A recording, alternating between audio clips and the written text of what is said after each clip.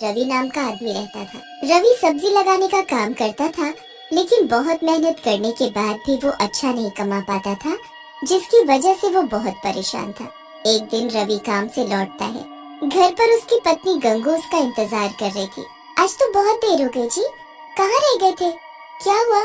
तुम्हें क्या लगता है मैं फालतू में घूमता रहता हूँ? अरे काम पर गया था, लेट हो गया। जब देखो जासूसी करती रहती हो मेरी। रवि की बात सुनकर गंगू कहती है, अरे आप तो फिजूल में गुस्सा कर रहे हैं, मैं तो बस आपकी चिंता कर रही थी। तभी रवि के बच्चे पिंकी और राहुल वहाँ आ जाते हैं और रवि से बोलते हैं, पापा कल हमारा स्कूल पिकनिक पर ले जा रहे हैं, मैं भी जाऊँ क्या? कहीं नहीं जाना है पिंकी, चुपचाप घर पर बैठो और पढ़ाई करो। वैसे भी हमारे पास पैसे नहीं है। पापा आपके पास तो कभी पैसे नहीं रहते। एक छोटी सी फरमाइश की है हमने, आप वो भी पूरा नहीं कर सकते? राहुल की बात सुनकर रवि को गुस्सा आ जाता है और वो रवि को जोर से थप्पड़ मार देता है। ये देख गंगू भी गुस्से में आ जाती है और रवि को धक्का देते हुए बोलती है, तुम्हें जरा सी भी अकल नहीं है क्या? अगर तुम अच्छा नहीं कमा पाते हो तो इसमें इन बच्चों की क्या गलती है? अगर दोबारा मेरे बच्चों पर हाथ उठाए ना तो मुझसे बुरा कोई नहीं होगा। गंगू की बात सुनते ही रवि आग बबूला हो जाता है। मुझसे जुबान लड़ाती है, अभी मजा चखाता हूँ। लेकिन रवि गुस्से में गंगू को कुछ ज्यादा ही मार देता है, जिसकी वजह से गंगू बेहोश हो जाती है और मर जाती है। ये देख राहुल बोलता है, बस करो पापा, मम्मी बेहोश हो गई है। हम आगे से आपसे कुछ नहीं मांगेंगे, आप मम्मी को छोड़ दो।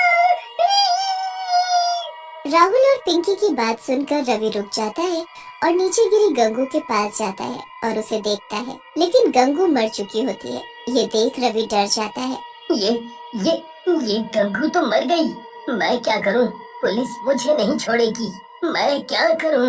अपनी मरी हुई माँ को देखकर राहुल और पिंकी गुस्से में आ जाते हैं। पिताजी, आपने ये सही नहीं किया, आपने माँ की जान ले ली। हम अभी पुलिस को बुलाकर आपको पकड़वाते हैं। राहुल की बात सुनकर रवि और भी ज्यादा घबरा जाता है और वहाँ से भाग जाता है।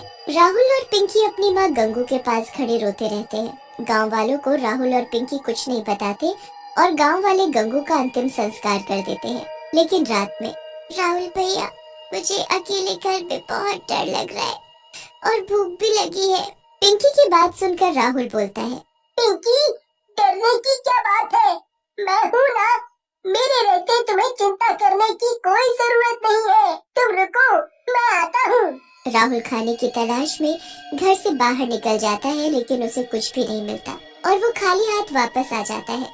लगता है पिंकी हमें आज खाली पेट ही सोना पड़ेगा। मुझे बाहर कुछ भी नहीं मिला और घर पर भी कुछ नहीं है। राहुल की बात सुनकर पिंकी बोलती है, तुम चिंता मत करो भैया, मुझे अब भूख नहीं लगी है। फिर राहुल और पिंकी सिर्फ पानी पीकर सो जाते हैं। रात में घर पर जोरों से दस्तक होती है। राहुल और पिंकी नींद से उठ जाते हैं। फिर राहुल जाकर दरवाजा खोलता है। दरवाजे पर गंगू की आत्मा खड़ी होती है। गंगू की आत्मा को देख राहुल खुश हो जाता है। गंगू की आत्मा घर के अंदर आ जाती है। पिंकी भी अपनी माँ की आत्मा को देखकर खुश हो जाती है और गंगू की आत्मा से लिपट जाती है। गंगू की आत्मा भी अपने बच्चों को देखकर रोने लगती है और बोलती है, सही कहा मेरे बच्चों, मैं तुम्हें छोड़कर कहीं नहीं जा पाई और देखो भगवान ने भी मुझे वापस भेज दिया है तुम्हारे पास। फिर गंगू अपने पास से राहुल और पिंकी को रोटी देती है। दोनों भरपेट खाते हैं और सो जाते हैं। अगली सुबह गंगू राहुल और पिंकी को लेकर दूसरे गांव में चली जाती है और रूप बदलकर अंडे की रेडी लगाने लगती है। मैं उस गांव से तो बाहर आ गई हूँ भगवान, ताकि मुझे कोई पहचान न सके। हे भगवान मेरी मदद करना ताकि मैं अपने बच्चों को अच्छे से रख पाऊँ। फिर गंगू रोज अंडे की रेडी लगाती और अंडे और ऑमलेट बना बना कर बेचती। उसके ऑमलेट और अंडे बहुत ही ज्यादा स्वादिष्ट होते, जिसकी वजह से दूर दूर से लोग उसके पास आने लगे। गंगू बहन, तुम जो ऑमलेट बनाती हो बहुत ही स्वादिष्ट होता है। मैंने उतना बढ़िया ऑमलेट कभी नहीं खाया। हाँ। गाँव वाले की बात सुनकर गंगू की आत्मा बोलती है, सही में भैया, लेकिन मेरे पति को तो मेरे हाथ का खाना पसंद नहीं है। अच्छा बहन, माफ करना, आपके पति को फिर कुछ नहीं आता जाता, उसे नहीं पता स्वाद का। हाँ। जैसे जैसे समय बीतने लगा गंगू की कमाई बढ़ने लगी और राहुल और पिंकी भी खूब खुश रहने लगे। लेकिन शायद उनकी किस्मत में ज्यादा दिन खुश होना नहीं लिखा था।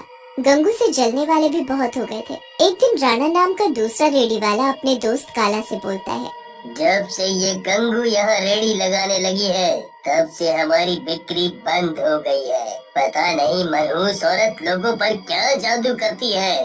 मन तो करता है इसका गला दबा दूं। सही कह रहे हो भैया, चाहता तो मैं भी यही हूँ। जब से आई है हमारी तो कमाई ही बंद करवा दी। फिर काला और राणा गंगू को मारने का प्लान बनाते हैं और एक आदमी को गंगू को मारने के लिए बुलाते हैं। वो आदमी कोई और नहीं बल्कि रवि होता है, जो कि एक गुंडा बन चुका होता है।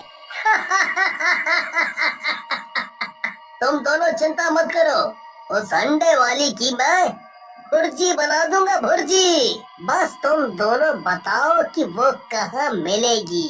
फिर रवि काला और राणा की बताई जगह पर गंगू की रेड़ी के पास पहुंच जाता है और गंगू को पीछे खड़े होकर बोलता है, ए औरत, तूने मेरे दोस्तों का काम चौपट कर रखा है। आज तेरा आखिरी दिन है। आज के बाद तू कोई भी रेड़ी नहीं लगा पाएगी। रवि की बात सुनकर गंगू की आत्मा पलटती है। रवि गंगू को देखकर हैरान रह जाता है और डरते हुए बोलता है, गंगू, तू तू तू जिंदा कैसे हो गई? मैंने तो तुझे अपने हाथों से मारा था। रवि की बात सुनकर गंगू हंसने लगती है और बोलती है, तेरी मौत मेरे ही हाथों लिखी है, इसलिए शायद भगवान ने मुझे वापस भेजा है और मैं गंगू नहीं उसकी आत्मा हूँ, समझा। तभी गंगू अपने डरावने चुड़ैल के रूप में आ जाती है और रवि को गर्दन से पकड़कर उठा लेती है। रवि दर्द और दम घुटने की वजह से तड़पने लगता है। छोड़ दे मुझे गंगू, जाने दे, माफ कर दे। मैं कभी ऐसा नहीं करूँगा, माफ कर दे। तभी वहाँ पिंकी और राहुल भी आ जाते हैं। रवि की ऐसी हालत देखकर राहुल और पिंकी गंगू के पास जाते हैं और बोलते हैं, माँ, आप पिताजी को मत मारो, इनके खून से अपने हाथ मत रंगो, हम दोनों यही चाहते हैं। पिंकी और राहुल की बात सुनकर गंगू रवि को दूर फेंक देती है और बोलती है, देखा दुष्ट, तेरे इतना बुरा करने पर भी मेरे दोनों बच्चे तेरी जान बचाना चाहते हैं। जा यहाँ से चला जा। लेकिन तभी वहाँ काला और राणा आ जाते हैं और पिंकी और राहुल को पकड़ लेते हैं और बोलते हैं, बहुत हुआ तुम दोनों का मिलन।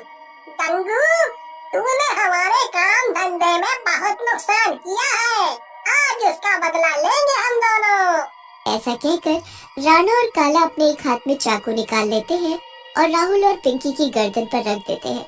लेकिन तभी वहाँ खड़ा रवि उन दोनों को जोर से धक्का देता है। राणा और काला गिर जाते हैं, जिसकी वजह से राहुल और पिंकी आजाद हो जाते हैं।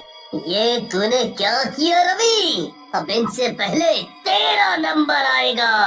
ऐसा कहकर राणा और काला रवि को चाकू मार देते हैं। रवि घायल होकर गिर जाता है। गंगू को बहुत गुस्सा आता है और वो उन दोनों को उठाकर दूर फेंक देती है, जिसकी वजह से काला और राणा दोनों मर जाते हैं। गंगू रवि के पास जाती है और बोलती है, आज तुमने मेरे दोनों बच्चों की जान बचाई है, इसकी वजह से मैं तुम्हारे सारे पुराने पाप माफ करती हूँ। गंगू की बात सुनकर रवि रोने लगता है और बोलता है, मुझे माफ कर दो गंगू, मैंने बहुत बड़ी गलती कर दी, मुझे माफ कर दो। रवि की बात सुनकर गंगू बोलती है, तुम्हें मैं माफी तभी दूंगी जब तुम अपने बच्चों को संभालोगे और उनका ख्याल रखोगे। मैंने अपने दोनों बच्चों के नाम बहुत पैसा छोड़ा है और अब ये अंडे की रेडी तुम संभालो। मैं उनका पूरा ख्याल रखूंगा गंगू, और आगे से पैसों के पीछे भी नहीं भागूंगा, मेहनत करूंगा। हाँ, मेहनत। फिर गंगू की आत्मा वहाँ से गायब हो जाती है